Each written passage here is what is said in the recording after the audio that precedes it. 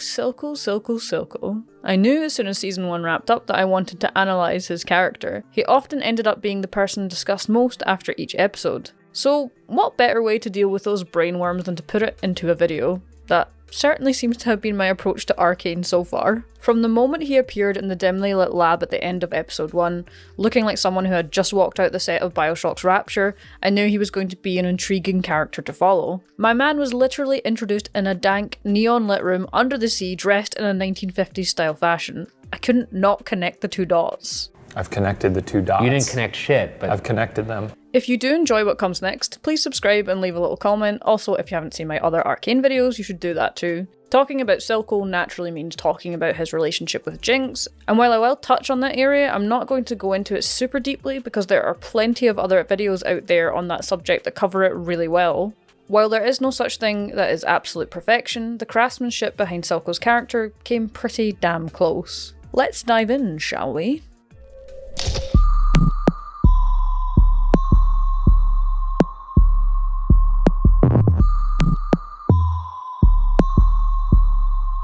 In animation, there are 3 factors that can make or break a character: vocal performance, character design, and how that character is physically animated. Silco is voiced by Jason Spizak, whose smooth, buttery voice is somehow both soothing to listen to and intimidating in the same breath.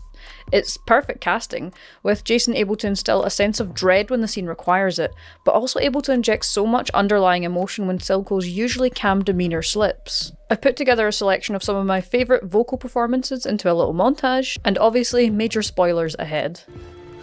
I never would have given you to them. Not for anything. Don't cry. You're perfect. Vander's prodigy. Don't forget again. That's me! Half a dozen enforcers dead! Enforcers dead! Part of me wishes I could wipe my brain of Arcane and experience this with fresh eyes and ears all over again. This performance translates into an extremely strong on-screen presence, with every bit of Silco's dialogue something you can't help but pay attention to. He chooses his words carefully at almost all times, often laced with an underlying threat. If Arcane was a play, Silco's the kind of character you would find your eyes drawn to even if he wasn't in the spotlight. However, it's not just how Silco sounds that makes him an instantly memorable character, it's his character design too. I could ramble on and on about how much I love the designs of so many of the characters in Arcane, but I'm trying to stay on course here. Silco dresses himself for success, wearing well-tailored, smart clothes more akin to a citizen of Piltover, but with his own trademark blacks and reds, distinguishing him as a person of power and importance to the audience and to his associates, who all dress a little bit more ragtag. Silco's deformed face, where he was permanently scarred by the polluted waters of the Undercity, is a lovely touch too. It's a constant reminder to the audience that yes, Silco's methods are extreme, but there is also something far, far wrong with the current status quo for civilians to be exposed to water so toxic that it does this to an exposed wound. It's a constant reminder for Silco too, who, interestingly, unlike some other antagonists, doesn't cover the scarring with a mask, maintaining a constant visual symbol of the significant inequality between Zaun and Piltover. The most we actually see Silco cover up his scarring is with some kind of concealer, which has some excellent coverage actually, but the scarring is still visible. Silco, my guy, do you mind DMing me where you got this stuff? That is some impressive coverage for all of those imperfections. The final thing I want to discuss in this section is Silco's physicality, which really comes down to how he is animated by the Arcane team. He's the kingpin of Zaun during Act 2 and 3, so naturally he holds himself with poise and authority you would expect from a leader, whilst instilling fear. It's rare that this demeanour slips. We see this most often around his scenes with Jinx, where the emotional mask cracks slightly. However, what I really loved about Silco's physicality over the course of the season was how Silco could, when pushed, go absolutely feral, allowing that monstrous and predatorial side to rule his behaviour. This is particularly obvious when Vi and Caitlyn drop a building on him. We see Silco go from this reverent, almost biblical figure as he hands out Shimmer to the misfortunate, with his disciples behind him, to a desperate and unhinged individual, frothing at the mouth and barely able to keep on his feet because of how furious he is. It makes him terrifying and unpredictable in a way that feels realistic and very human.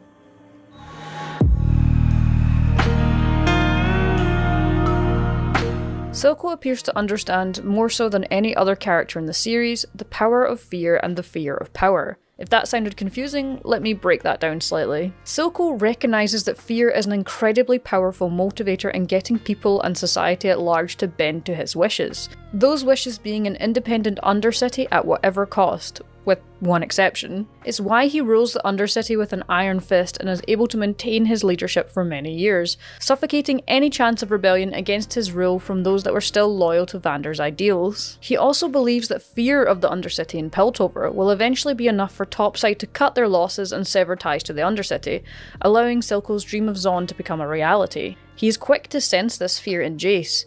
Fear of more death if Topside continues to interfere with Silco's business, which allows Silco to almost get the perfect diplomatic resolution. However, fear alone is not enough. Silco also recognises that in order to rule the Undercity, he has to motivate that society with something other than fear. Power. The power of Shimmer. Shimmer is practically a miracle drug, able to allow a person to survive fatal wounds and significantly increase their physical abilities. Life under Silco's regime allows citizens of the Undercity to feel far above their rotten luck in life, even for brief periods of time. This Shimmer-addicted man we see in both Act 1 and 2 sums it up quite nicely. Shimmer, why would you take something that does that to you?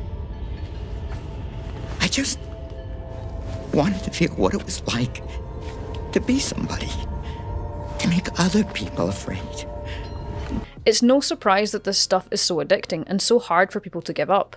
Basically, as long as Silco runs the Undercity, they will have access to Shimmer. That is a very powerful motivator for obedience and compliance, which lines up quite well with the carrot and stick ideology of running a society, where reward and punishment coexist to achieve a desired behaviour. What makes using Shimmer a particularly cunning move from Silco is that it not only keeps the Undercity citizens compliant, it also only helps to increase the fear of the Undercity from Piltover, further alienating its citizens from one another. Two birds with one stone. Silco himself also sees beauty within the monstrous and the powerful. Beautiful, aren't they?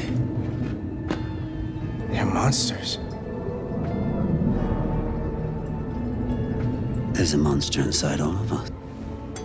You see, power, real power, doesn't come to those who are born strongest, or fastest, or smartest. No, it comes to those who will do anything to achieve it. With this kind of ideology, it's not really surprising that Silco seems very at ease with the negative effects of Shimmer. Shimmer elevates the weak and taps into that primitive power. Basically, there are so many layers to how Silco uses fear and power to achieve his dreams that you could probably make a big old cake out of it.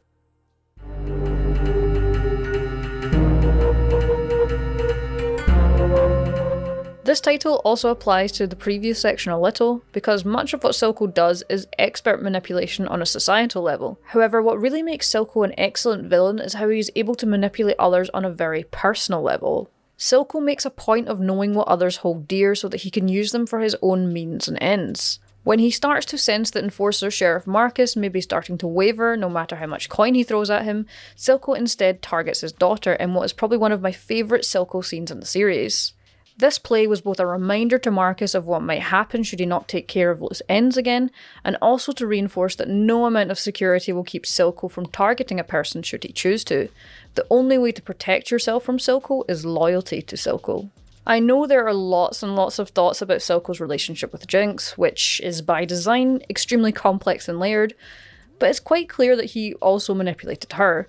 Silco believed Vi was dead for many years, but when Vi reappears, he knows that this will cause considerable issues for his relationship with Jinx. Again, Silco knows what others hold dear. He knows that regardless of how jaded that Jinx is with regards to her sister, there's a chance that Vi may still be able to get through to her. It's why he lies about Vi's reasons for being in the Undercity. Powder! I'm here for you. Only you. You can fire that thing if you want, but I'm not going anywhere. I'm not going to abandon you again. But you found out she came back. You lied. I wanted to protect you. From what? She and the Enforcer are back for the crystal. Not for you. It's also why he tries to have Vi killed before she gets the chance to reunite with Powder, to avoid any chance of reconciliation between the two sisters. Another key way that Silco manipulates his associates is through fairly brutal reminders of why they fight for what they fight for. In another standout Silco scene, Silco exposes the other gang leaders in the Undercity to toxins from its mines, enough to have them begging on the floor for mercy. Silco has elevated all of these people to positions of power and privilege, not far from a life that they might find in Piltover. With that elevation has come arrogance and complacency. They've forgotten what it's like to be at the very bottom rung of society. That's why using this toxin is such a brilliant move on Silco's part, creating a very practical showcase of that arrogance. These people have spent so much time away from all of the toxic air of the Undercity that they almost immediately start choking on it, choking on the privilege Silco effectively gave them. I particularly love that Silco barely seems affected by the toxins, certainly in comparison to everyone else. It's a reminder to the audience that Silco truly has experienced the worst sides of life in the Undercity, and is still regularly exposed to the same poisonous air that his citizens are to be somewhat resistant to its effects. Silco isn't someone fighting ruthlessly for change from a high tower, he's still living amongst it. This makes him even more compelling as an antagonist. He could have settled for a comfortable life like the rest of his associates, but instead still actively pursues systematic change, even if it's to his own detriment.